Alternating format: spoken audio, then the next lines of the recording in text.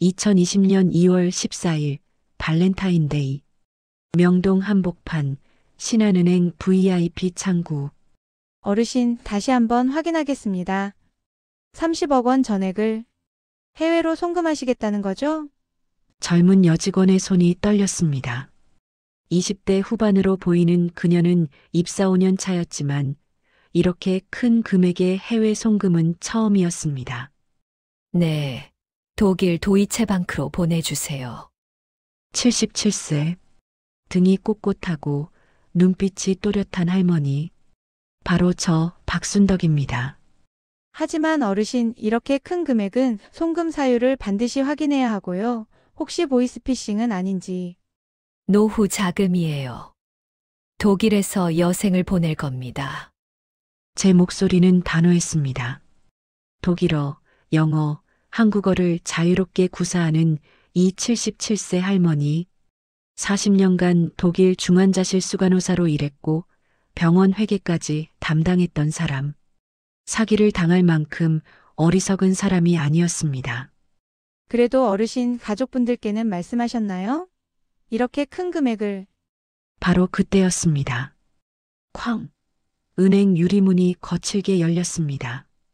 큰누님, 숨을 헐떡이며 뛰어오는 남자. 50대 후반 명품 코트를 입은 그 남자. 제 막내 동생 준영이었습니다. 누님 지금 무슨 짓이에요? 준영이가 제 팔을 거칠게 붙잡았습니다. 주변 사람들의 시선이 일제히 우리에게 쏠렸죠. 누님 정신 차리세요. 보이스피싱 당하신 거 아니에요. 30억이면 평생 모은 재산 전부잖아요. 보이스피싱이라고요. 1968년부터 독일에서 40년간 일했던 제가 중환자실 수간호사에서 시작해 병원 회계까지 담당했던 제가 세 남동생 모두를 명문대에 보냈던 제가 사기를 당한다고요? 아닙니다. 사기를 당한 건 제가 아니었어요. 50년 동안 제가 속았던 겁니다. 가족이라는 이름으로. 여러분들의 구독과 좋아요는 영상 제작에 큰 힘이 됩니다. 이 이야기는 52년 전으로 거슬러 올라갑니다. 1968년 12월 15일 새벽 6시 서울역 대합실. 그날은 눈이 내렸어요. 한방눈이었죠. 순덕아. 어머니가 제 손을 꼭 잡으셨습니다. 손이 얼음처럼 차가웠어요. 아니, 어머니 손이 원래 따뜻했던 적이 있었나요? 가난 때문에 늘 차가웠던 것 같아요. 꼭 살아서 돌아오너라. 네, 어머니, 걱정 마세요. 돈 많이 벌어서 꼭 돌아올게요. 당시 저는 23살. 대한민국 정부가 선발한 독일 파견 간호사 일기. 50명의 간호사 중 한 명이었습니다. 우리 집은 정말 가난했습니다. 아버지는 6.25 전쟁의 후유증으로 제대로 일을 못하셨어요. 포탄 파편이 등에 박혀서 무거운 것을 들 수가 없었죠. 그래서 집에서 할 수 있는 간단한 일만 하셨습니다. 어머니는 새벽부터 밤늦게까지 남의 집 빨래를 했어요. 손이 늘 거칠고 갈라져 있었죠. 겨울이면 손에서 피가 났는데도 어머니는 빨래를 멈추지 않으셨어요. 그리고 남동생 셋. 20살 준수. 고등학교를 겨우 졸업했지만 대학은 꿈도 못 꿨어요. 돈이 없었으니까요. 그는 공사판에서 막노동을 하고 있었습니다. 18살 준호. 고등학교 2학년인데 학비가 밀려서 학교에서 쫓겨날 위기였어요. 그리고 12살 막내 준영.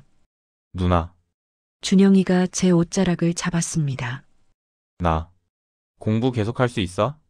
그 작은 손, 그 떨리는 목소리. 제 심장이 무너졌습니다.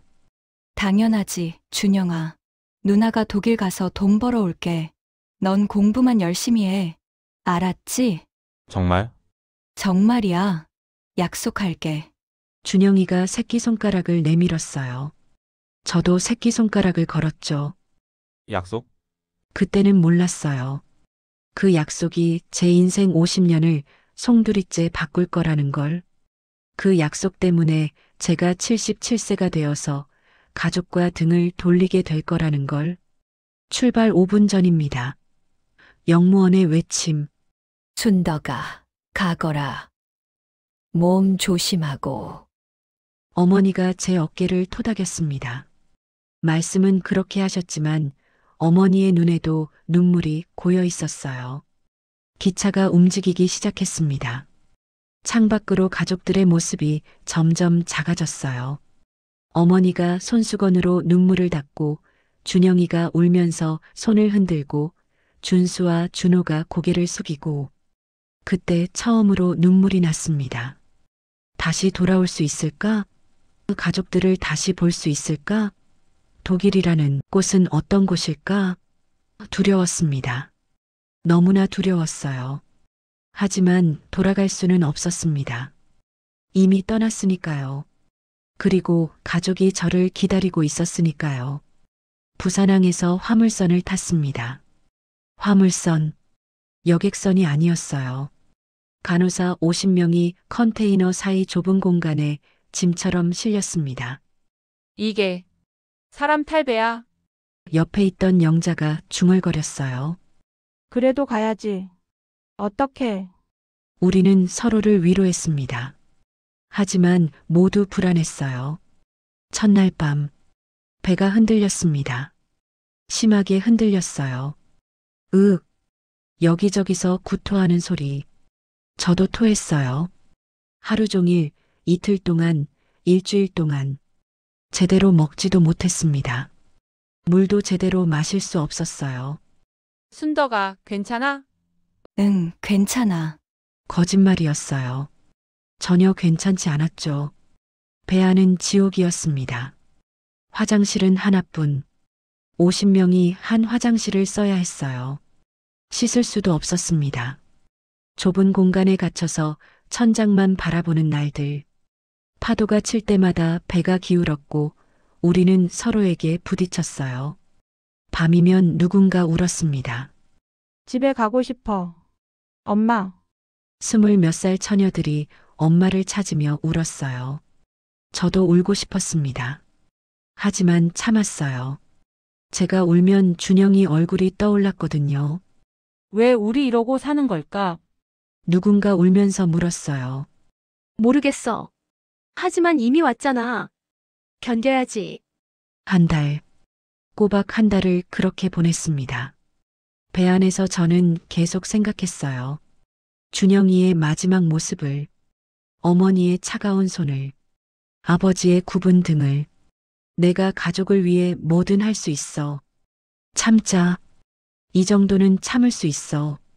그렇게 스스로를 다독였습니다.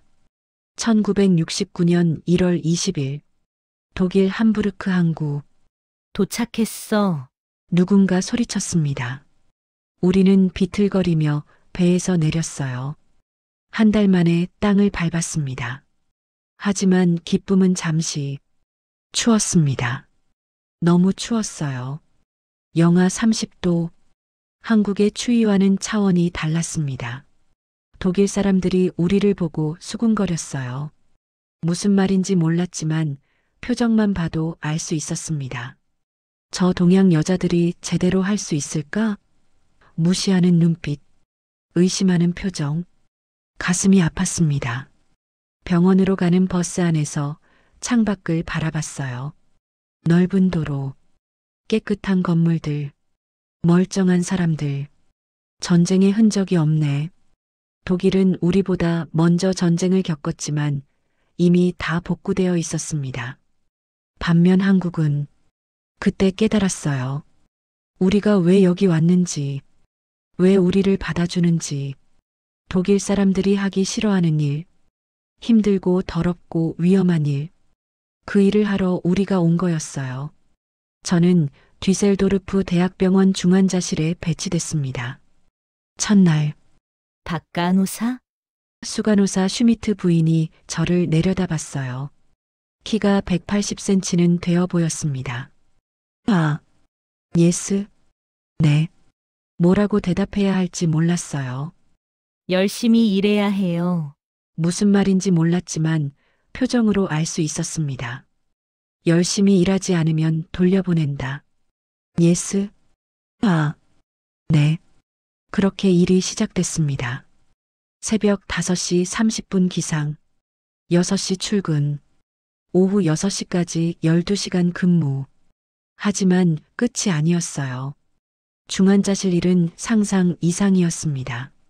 생사를 오가는 환자들, 피, 고름, 배설물. 첫날 한 환자가 제 앞에서 토했어요.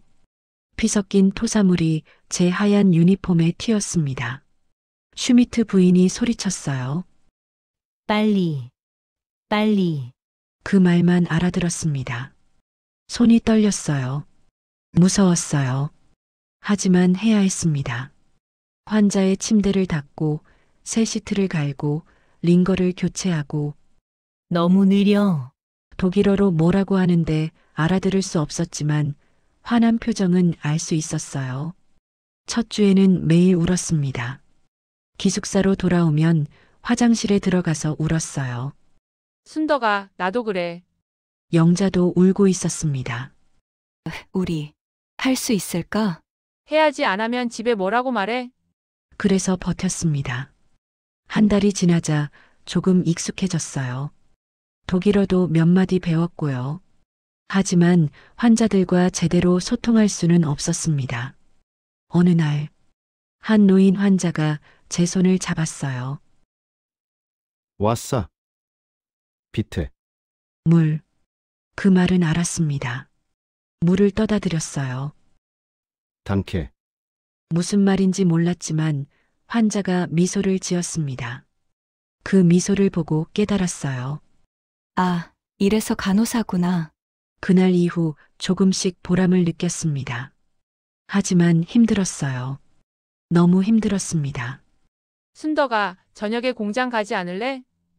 공장? 응, 시간당 3마르크 준대. 병원 일만으로는 돈을 모을 수 없었습니다.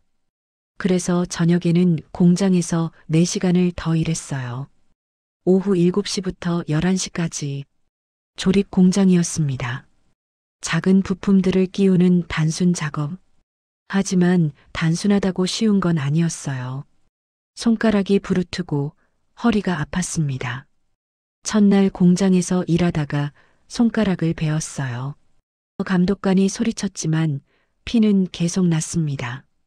응급실에서 새 반을 꿰맸어요. 순덕아, 쉬어야 하는 거 아니야? 아니, 괜찮아. 내일 또 가야 해. 다음 날도 공장에 갔습니다. 붕대를 감은 채로. 그리고 주말. 토요일 아침 8시부터 오후 5시까지. 식당에서 청소 아르바이트. 독일 사람들이 먹고 간 테이블을 닦았어요. 바닥도 쓸고 화장실도 청소했습니다. 일요일도 쉬지 않았어요. 다른 식당에서 설거지를 했습니다. 뜨거운 물에 손이 익었어요. 세제 때문에 피부가 트고 갈라졌습니다. 순덕아, 너 주말에도 일해? 응, 미치겠다. 언제 쉬어? 괜찮아. 괜찮지 않았어요. 일주일에 100시간 넘게 일했습니다. 하루 평균 14-5시간. 어떤 날은 새벽 5시에 일어나서 밤 12시까지 일했어요.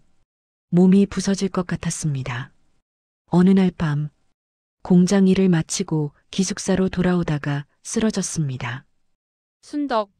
순덕아, 영자가 저를 흔들었어요. 깨어나. 순덕아, 눈을 떴어요. 과로야. 병원 가야 해. 아니, 괜찮아. 괜찮긴. 내가 지금 얼굴이 어떤데? 거울을 봤습니다. 창백한 얼굴, 다크서클, 말라비틀어진 입술. 24살 처녀가 아니었어요. 40살 아줌마 같았습니다. 하지만 쉴 수 없었어요. 왜 그렇게 했냐고요? 매달 25일. 그날이 되면 저는 우체국으로 갔습니다. 국제 송금을 하러요. 제 월급의 3분의 2, 약 600마르크, 한국 돈으로 15만 원 정도. 당시 서울 평균 월급이 3만 원이었으니 꽤 큰 돈이었죠. 매달 25일, 송금 영수증을 받을 때마다 준영이 얼굴이 떠올랐어요. 공부 잘하고 있겠지? 준수도 이제 대학 갈 수 있겠지? 어머니, 손은 좀 나아지셨을까? 그 생각을 하면 힘이 났습니다. 겨울은 더 힘들었습니다. 독일의 겨울은 길고 어두웠어요. 오후 4시면 해가 졌습니다. 눈이 자주 왔고 길이 얼어붙었죠. 출근길에 미끄러져서 넘어진 적도 있었어요. 괜찮아요? 지나가던 독일인이 물었습니다. 자, 단케. 일어나서 다시 걸었어요. 무릎이 아팠지만 참았습니다. 1970년 봄, 3년 차가 되자 독일어를 어느 정도 할 수 있게 됐어요. 일도 익숙해졌고요. 하지만 외로웠습니다. 순덕아, 편지 왔어. 기숙사 관리인 할머니가 편지를 건넸어요. 한국에서 온 편지. 준수의 글씨였습니다. 떨리는 손으로 편지를 뜯었어요. 누나, 나야. 누나 잘 있지? 누나가 보내준 돈 잘 받았어. 정말 고마워. 누나 덕분에 대학 입학 시험을 볼 수 있었어. 학원도 다니고 책도 살 수 있었어. 그리고 합격했어, 누나. 서울대학교 법학과. 믿어지지 않아. 우리 집에서 대학생이 나올 줄 몰랐어. 모두 누나 덕분이야. 정말 고마워. 어머니도 아버지도 너무 기뻐하셔. 준영이도 누나 자랑을 하고 다녀. 누나 건강 조심하고. 우리 모두 누나 생각하고 있어. 편지를 읽고 울었습니다. 한참을 울었어요. 순덕아, 무슨 일 있어? 룸메이트 영자가 걱정스럽게 물었어요. 아니, 기뻐서. 그날 밤 잠이 안 왔습니다. 준수가 서울대에, 우리 집에서 대학생이, 내가 한 일이 헛되지 않았구나. 처음으로 보람을 느꼈어요. 이 고생이 의미 있다는 걸 알았습니다. 그날 이후 더 열심히 일했어요. 새벽 일찍 일어나서 독일어 공부도 했습니다. 거울을 보고 연습했어요. 병원에서도 독일어를 더 적극적으로 사용했습니다. Frostschmidt, kann ich das machen? 슈미트 부인이 놀란 표정을 지었어요. Park, den Deutsch wird besser. 제 독일어가 나아지고 있다고 했습니다. 조금씩 인정받기 시작했어요. 1972년. 누나, 나도 합격했어. 둘째, 준호였습니다. 연세대학교 경영학과. 1974년. 누나, 나도. 막내 준영이. 고려대학교 의과대학. 세 남동생. 모두 명문대. 모두 제가 보낸 돈으로. 자랑스러웠습니다. 정말 자랑스러웠어요. 1975년 여름. 7년 만에 휴가를 받았습니다. 2주. 고작 2주였지만 한국에 갈 수 있었어요. 김포공항. 순덕아. 어머니였습니다. 많이 늙으셨더라고요. 머리가 하얗게 새고 허리도 굽으셨어요. 어머니, 많이 고생했지. 아니에요. 괜찮았어요. 거짓말이었습니다. 너무 고생했어요. 하지만 어머니 앞에서 울 수는 없었어요. 어머니가 걱정하실까봐. 누나, 동생들이 달려왔습니다. 준수는 이제 청년이 됐더라고요. 준호, 준영이도 많이 컸고. 누나 고생 많으셨어요. 고생은 무슨, 너희들 잘 되는 거 보니까 기분 좋다. 집도 달라져 있었습니다. 순덕아, 여기가 우리 새 집이야. 네가 보낸 돈으로 산 집. 작지만 깨끗한 집이었어요. 와, 진짜 우리 집이에요? 그럼 다 내 덕분이야. 아버지 말씀에 울컥했습니다. 그 2주는 꿈 같았어요. 어머니가 매일 맛있는 음식을 해주셨고, 동생들과 이야기를 나눴고, 가족 모두 함께 시간을 보냈어요. 하지만 2주는 너무 짧았습니다. 순덕아, 또 가야 하니? 어머니가 눈물을 흘리셨어요. 네, 아직 돈을 더 벌어야 해요. 동생들 졸업할 때까지는. 알았다. 조심해서 가거라. 다시 김포공항. 이번엔 제가 떠나는 사람이었어요. 누나 빨리 돌아와요. 응, 준영아. 너 의사 되면 누나 데리러 와. 약속해요. 다시 새끼손가락. 그때도 몰랐어요. 준영이가 그 약속을 어떻게 배신할지. 1985년. 어느덧 저는 40이 됐습니다. 독일에 온 지 17년째. 그동안 개인적인 삶은 없었어요. 연애도 못했고 친구도 별로 없었습니다. 오로지 일만 했어요. 순덕, 오늘 병원 식당 갈래? 영자가 물었습니다. 응, 가자. 병원 식당. 거기서 한국 남자를 만났습니다. 혹시 한국 분이세요? 네, 광부로 일하고 있습니다. 김대식이라고 해요. 그도 저처럼 파독 광부였어요. 1970년에 독일에 왔다고 했습니다. 가족을 위해 오셨어요? 네, 고향의 부모님이랑 동생들이. 동질감을 느꼈습니다. 그날 이후 가끔 식당에서 만났어요. 특별한 감정은 없었습니다. 그냥 같은 처지의 사람을 만나서 위로가 됐어요. 1986년 봄, 순덕 씨, 대식 씨가 조심스럽게 말했습니다. 저 혼자 사는 게 외로워요. 저도요. 그럼 우리 같이 살까요?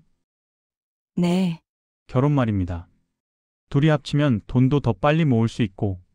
로맨틱하지 않았죠. 사랑한다는 말도 없었어요. 하지만 현실적이었습니다. 좋아요. 1986년 5월 3일, 뒤셀도르프 시청. 간단한 결혼식이었습니다. 하객도 없었어요. 영자랑 대식 씨 친구 한 명만 참석했죠. 웨딩드레스도 없었습니다. 그냥 깨끗한 옷을 입었어요.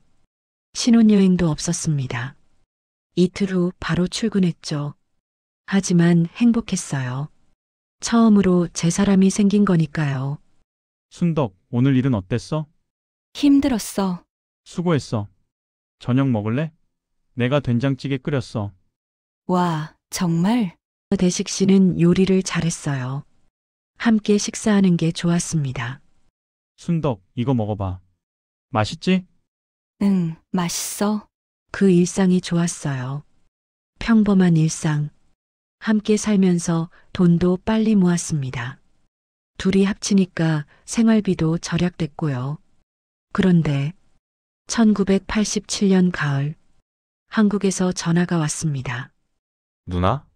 준영이었어요. 준영아, 잘 지내? 응, 누나. 있잖아. 응.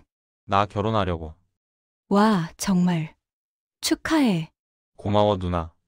그런데 응. 결혼 자금이 좀 필요해서. 순간 침묵. 얼마 필요해? 3천만 원. 3천만 원. 제 1년치 월급이었습니다. 알았어. 보내줄게. 정말? 누나 고마워. 전화를 끊고 한숨을 쉬었어요. 순덕, 괜찮아? 대식 씨가 걱정스럽게 물었습니다. 응. 준영이가 결혼한대. 축하할 일이네. 그런데 왜 한숨을 쉬어? 결혼 자금 3천만 원을 보내달래. 뭐? 3천만 원?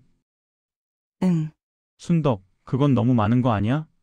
하지만 내 동생인데. 알아. 하지만 우리 노후 자금도 생각해야지. 괜찮아. 우리는 조금 더 일하면 돼. 그렇게 3천만 원을 보냈습니다. 그런데 끝이 아니었어요. 1989년. 둘째, 준호가 전화했습니다. 누님, 나도 결혼하려고. 얼마 필요해? 4천만 원. 알았어. 보내줄게. 1991년. 준수도 결혼했습니다. 누님 미안한데 5천만 원만. 총 1억 2천만 원. 새 동생 결혼 자금 모두 제가 댔습니다. 순덕, 너무 많이 보내는 거 아니야? 대식 씨가 다시 걱정했어요. 괜찮아. 내가 장녀니까. 하지만 우리는 언제 노후 준비를 해? 조금만 더 일하면 돼. 그렇게 계속 일했습니다. 1999년 여름, 순덕 요즘 너무 피곤해. 대식 씨가 말했습니다. 괜찮아. 병원 가봐. 아니, 그냥 좀 쉬면. 하지만 증상은 나아지지 않았어요. 7월에 병원에 갔습니다. 정밀 검사가 필요합니다. CT, MRI, 조직 검사. 결과가 나왔습니다. 간암입니다. 많이 진행됐어요. 얼마나 남았어요? 6개월에서 1년. 하늘이 무너졌습니다. 대식 씨. 괜찮아, 순덕 나 괜찮아. 괜찮을 리가 없었죠. 항암 치료를 시작했습니다. 머리카락이 빠지고 살이 빠지고 얼굴이 창백해졌어요. 순덕 미안해. 왜 미안해? 노후 자금도 제대로 못 모았는데. 무슨 소리야? 우리 충분히 모았어. 거짓말이었어요. 동생들한테 보내느라 많이 못 모았거든요. 천년이 바뀌는 날, 2000년 1월 3일, 새천년 시작 사흘째, 대식 씨가 숨을 거뒀습니다. 장례식은 간소했습니다. 한국에서 아무도 오지 않았어요. 혼자였습니다. 다시 혼자가 됐어요. 그날 밤 이불을 뒤집어 쓰고 울었습니다. 장례 후에도 저는 계속 일했습니다. 50세, 55세, 60세. 순덕, 이제 그만 쉬지? 동료들이 말했어요. 아직 괜찮아. 괜찮지 않았어요. 허리도 아프고 무릎도 아팠죠. 하지만 계속 일해야 했습니다. 노후 자금을 모아야 했으니까. 그런데 2008년 누나, 준영이 병원 확장한대. 준호가 전화했습니다. 그래? 잘 됐네. 그런데 자금이 부족하대. 5천만 원만. 또 2010년 누나, 준수영 아들이 미국 유학 간대. 1억만. 또 2013년 누나, 준호 사업 자금이 필요하대. 8천만 원만. 또 대식 씨. 나 언제까지 일해야 해? 남편 없는 집에서 혼잣말을 했습니다. 2017년 72세가 됐어요. 순덕, 이제 정말 그만두자. 병원장이 말했습니다. 알겠습니다.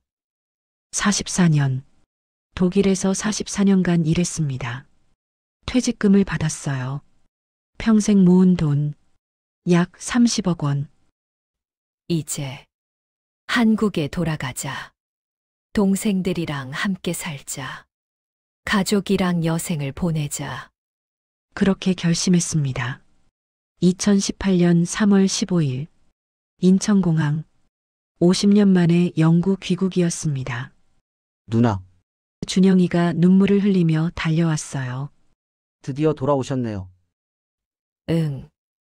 오래 기다렸지? 아니에요. 건강하게 오신 게 가장 중요하죠. 세 동생 모두 나와 있었습니다. 준수, 준호, 준영. 가슴이 벅차올랐어요. 이제 함께 살 수 있구나. 가족이랑 여생을 보낼 수 있구나. 누나 집은 우리가 구해뒀어요. 어디? 강남 전세 아파트예요. 고마워. 당연한 거죠. 누나 덕분에 우리가 여기까지 왔는데. 처음 몇 달은 정말 좋았습니다. 동생들이 자주 찾아왔어요. 함께 식사도 하고 이야기도 나눴습니다. 누나 독일 생활 어땠어요? 힘들었지. 하지만 보람 있었어. 우리 때문에 고생하셨죠? 정말 죄송해요. 아니야. 나는 괜찮았어. 행복했습니다. 50년 만에 가족 같은 시간이었어요. 하지만 6개월쯤 지나자 이상한 일들이 시작됐습니다. 누나 혹시 통장이 몇 개 있어요? 준영이가 물었습니다. 왜? 그냥 궁금해서요. 이상했어요. 왜 갑자기 제 재산에 관심을 보이니? 누나 요즘 보이스피싱이 많잖아요. 통장 좀 맡겨요. 내가 관리해 줄게. 왜? 내가 못할까봐. 누나 나이도 있고. 나 아직 정신 멀쩡해. 요즘 노인들이 사기 많이 당한대요. 나 노인 아니야. 제가 거절하자 준영이 표정이 굳었습니다. 그날 이후 전화가 뜸해졌어요. 며칠 후, 세 동생 모두에게서 똑같은 전화가 왔습니다. 누나, 통장 맡기는 게 좋을 것 같아. 우리가 관리해 주는 게 안전해. 왜 갑자기들 내 돈에 관심을 보여? 침묵. 그때 깨달았습니다. 아, 이거구나. 2018년 10월, 준영이가 노트북을 들고 왔습니다. 누나 인터넷 뱅킹 해봐요. 편해요. 필요 없어. 그럼 비밀번호라도 알려주세요. 제가 관리해 줄게요. 왜 내가 내 비밀번호를 알아야 해? 만약 누나한테 무슨 일 생기면 소름이 돋았습니다. 왜 내가 사고 날 걸 전제로 이야기하니? 준영아, 나 당장 죽을 것처럼 말하지 마. 그게 아니라 나가. 누나, 나가라고. 다음 날 둘째 준호한테 전화했습니다. 준호야, 준영이가 왜 자꾸 내 통장 이야기를 해? 그게 왜? 뭔가 있어. 준영이가 사업을 했거든. 응, 병원 확장하느라 빚이 얼마? 10억. 순간 모든 게 이해됐습니다. 준영이가 제 돈을 노리는 이유가 그 후 더 이상한 일들이 생겼습니다. 아파트 택배함에서 제 이름으로 온 신용카드가 발견됐어요. 이거 뭐야? 신청한 적도 없는 카드였습니다.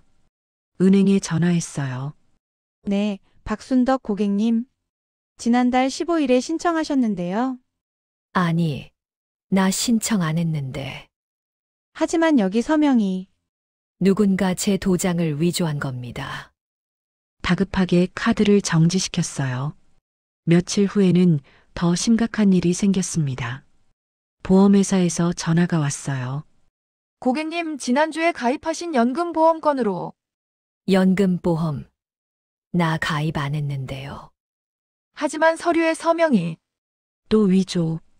이번엔 준수 이름으로 수익자가 지정되어 있었습니다. 제가 사망하면 준수가 받는 보험. 등골이 오싹했습니다. 내가 죽기를 바라고 있구나. 그날 밤 준수에게 전화했어요. 준수야, 내 이름으로 보험 가입한 거 알아? 그게 준수 너까지. 누나, 오해야. 준영이가 좋다고 해서. 내 도장은 어떻게 구했어? 침묵.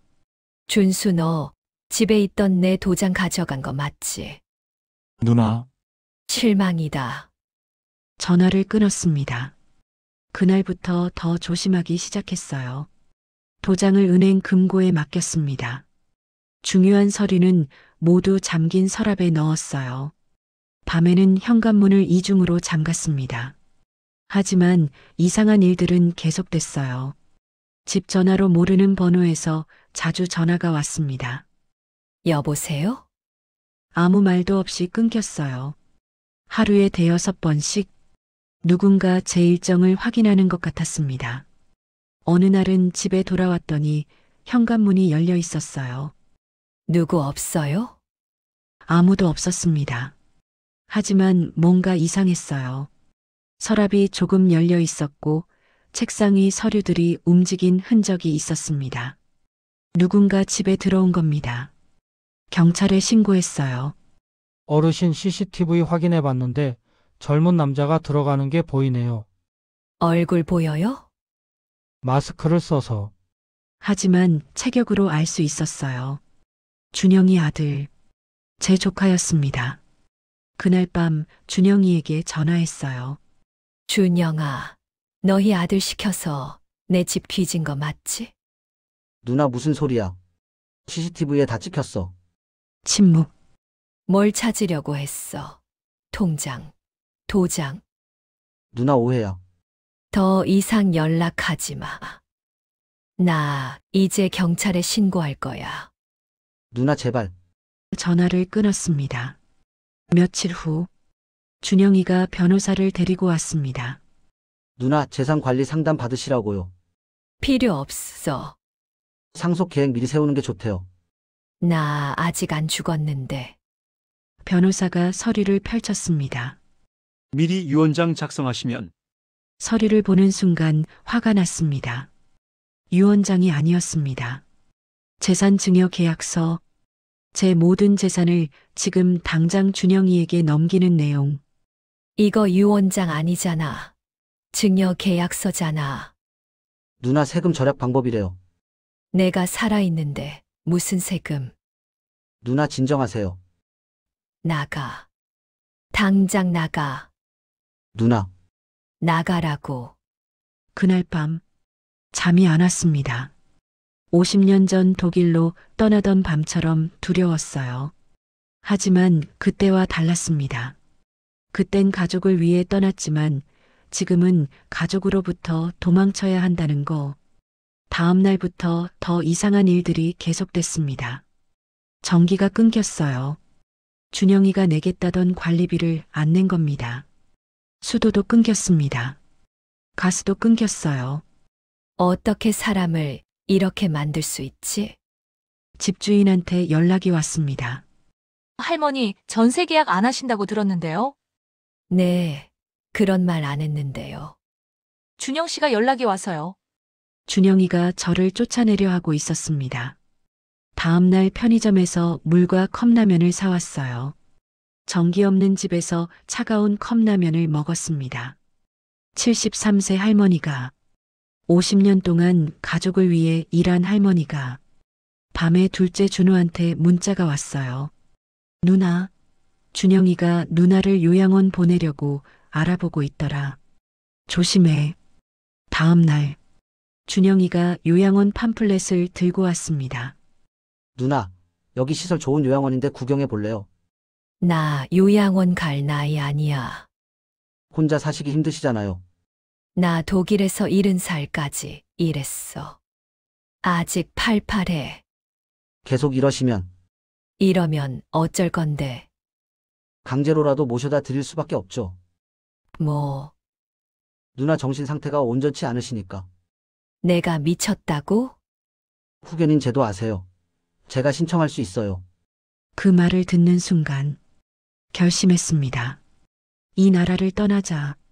그날 밤 새벽 3시 독일 옛 동료 베르너에게 전화했습니다. HALL로? 순덕? 베르너, 도움이 필요해. 모든 이야기를 했습니다.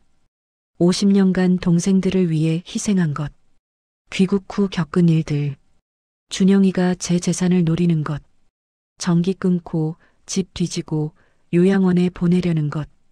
오민가트. 베르너가 중얼거렸습니다. 당장 독일로 돌아와, 순덕. 하지만 73세인데 나이가 뭐가 중요해? 우리 요양원에서 상담사로 일할 수 있어. 한국 노인들 많이 오거든.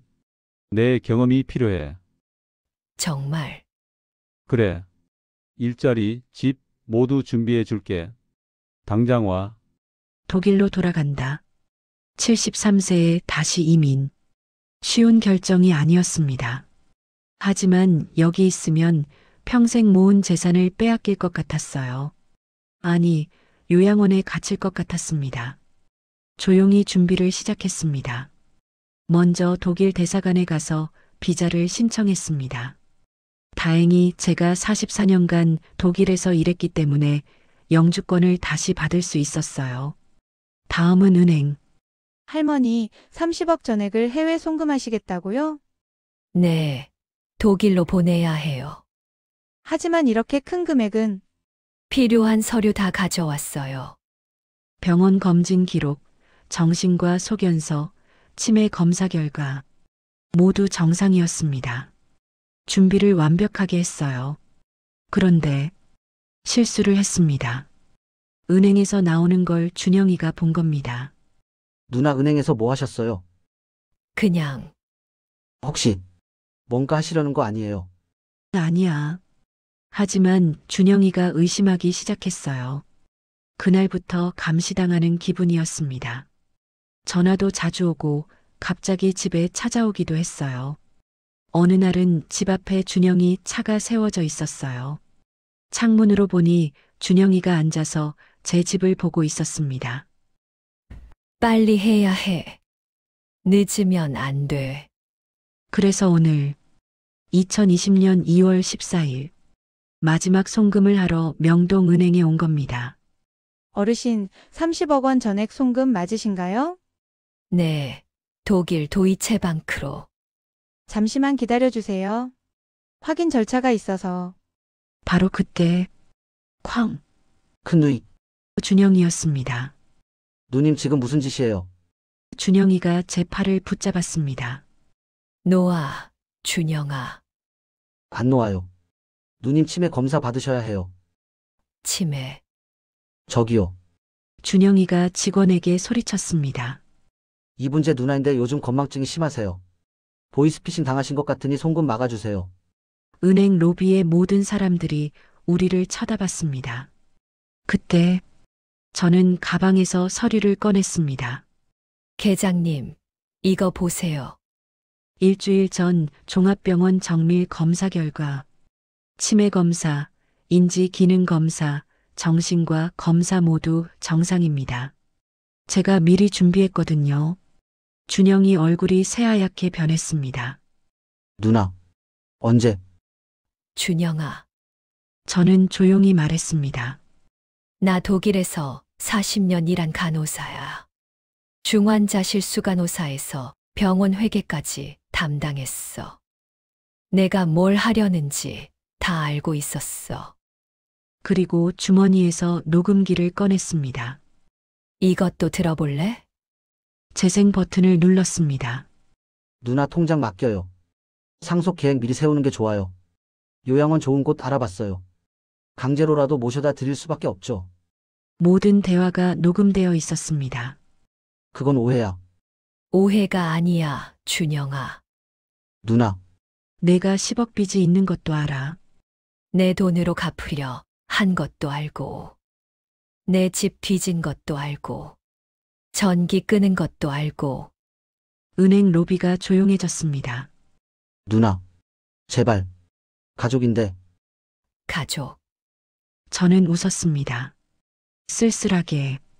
가족이라 생각했으면 이렇게 안 했겠지. 넌 내가 죽기를 바라고 있었잖아. 그게 아니야. 그럼 뭐야? 요양원 보내려 한 건? 집 계약 끄는 건? 나 쫓아내려 한 거 아니야? 준영이가 대답하지 못했습니다. 계장님. 저는 직원에게 말했습니다. 송금 진행해 주세요. 네, 알겠습니다. 누나, 제발. 이제 그만 불러. 나, 내 누나 아니야. 타닥타닥타닥. 직원이 키보드를 두드렸습니다. 송금 완료됐습니다. 제 평생 재산 30억. 안전하게 독일 계좌로 넘어갔습니다. 준영이는 주저앉아서 울고 있었습니다. 누나, 나 어떻게 살아? 그건 내 문제야. 내가 만든 빚은 내가 갚아. 저는 가방을 들고 은행을 나왔습니다. 50년 만에 처음으로 제 선택을 한 거였습니다. 그날 저녁, 인천공항, 승객 여러분, 뒤셀도르프행 LH714편. 50년 전에도 독일행을 탔었죠. 그땐 가족을 위해, 지금은 제 자신을 위해 라운지에서 마지막으로 한국을 바라봤습니다. 50년 만에 돌아온 조국. 2년 만에 다시 떠나게 되다니. 하지만 후회는 없었습니다. 가족한테 재산 빼앗기고 요양원에 갇혀 사느니 제가 번 돈으로 제가 선택한 곳에서 사는 게 맞잖아요. 탑승 시작하겠습니다. 비행기에 올랐습니다. 창밖으로 서울의 야경이 보였어요. 반짝이는 불빛들. 잘 있어, 한국. 잘 있어, 동생들. 잘 있어, 내가 버린 50년. 비행기가 이륙했습니다. 12시간 후, 뒤셀도르프 공항. 순덕, 베르너가 나와 있었습니다. 베르너. 어서 와. 오랜만이야. 그래. 정말 오랜만이다. 이제 이곳이 내 집이야. 우리 요양원에 한국 어르신들이 많아. 너 같은 사람이 꼭 필요해. 고마워, 베르너. 고마울 거 없어. 우린 동료잖아. 그렇게 저는 다시 일을 시작했습니다. 요양원에서 한국 어르신들을 상담하는 일. 어느 날 할머니 한 분이 찾아왔습니다. 선생님, 저 한국에서 왔는데요. 네, 말씀하세요. 아들이 제 재산을 노리는 것 같아요. 제 이야기를 하는 것 같았습니다. 할머니, 제 이야기 들어보실래요? 그날부터 저는 제 경험을 나누기 시작했습니다. 같은 처지의 노인들에게 어떻게 대처해야 하는지, 어떻게 자신을 지켜야 하는지, 그리고 한국 대사관과 연락해서 파독세대 재산 보호 프로그램을 만들었습니다. 2년이 흘렀습니다. 이제 저는 77세입니다. 어제 편지가 왔어요. 준영이가 보낸 거였습니다. 누나, 정말 미안해요. 제가 잘못했어요. 빚은 제가 갚고 있어요. 아직 멀었지만 열심히 하고 있어요. 누나가 행복하시길 바랄게요. 준영 눈물이 났습니다. 미운 정 고운 정. 50년 함께했던 동생이니까. 하지만 답장은 하지 않았습니다. 이제 저는 제 인생을 살 거예요. 지금 2024년. 저는 79세입니다. 매일 아침 요양원에 출근합니다. 오후엔 산책을 하고 저녁엔 친구들과 차를 마십니다. 할머니, 가족 없이 외롭지 않으세요? 어떤 사람들이 물어요. 가족이 없는 게 외로운 게 아니에요. 진짜 외로운 건 가족한테 배신당하는 거죠. 그리고 덧붙입니다. 나이가 많다고 포기하면 안 돼요. 70이든 80이든 우리 인생은 우리가 선택하는 거예요. 창밖에 눈이 내립니다. 독일의 겨울은 여전히 춥지만 마음은 따뜻합니다. 순덕, 오늘 새로 온 한국 할머니 상담 있어. 베르너가 커피를 들고 왔습니다. 응, 준비됐어. 제 경험이 누군가에게 도움이 된다니. 이것도 의미 있는 일이죠. 1968년 23살. 가난한 간호사 소녀가 독일로 건너갔습니다. 2018년 73세. 파독 간호사가 한국으로 돌아왔습니다. 2020년 75살. 용감한 여성이 다시 독일로 떠났습니다. 이게 제 이야기입니다. 그리고 이 이야기는 아직 끝나지 않았습니다. 여러분도 기억하세요. 나이는 숫자일 뿐입니다. 중요한 건 포기하지 않는 마음입니다. 저는 23살에 독일로 건너가서 꿈을 이뤘어요. 75살에 다시 독일로 건너와서 존엄을 지켰어요. 그리고 지금 79살에 다른 사람들을 돕고 있어요. 이게 제가 선택한 제 인생입니다. 후회 없습니다. 2024년 현재 박순덕 할머니는 79세의 나이로 독일에서 한인 노인 인권 상담가로 활동 중입니다. 그녀가 만든 파독세대 재산 보호 프로그램은 현재 유럽 전역의 한인 노인들을 돕고 있습니다. 가족은 피로 맺어진 게 아니라 사랑과 존중으로 맺어진 것입니다.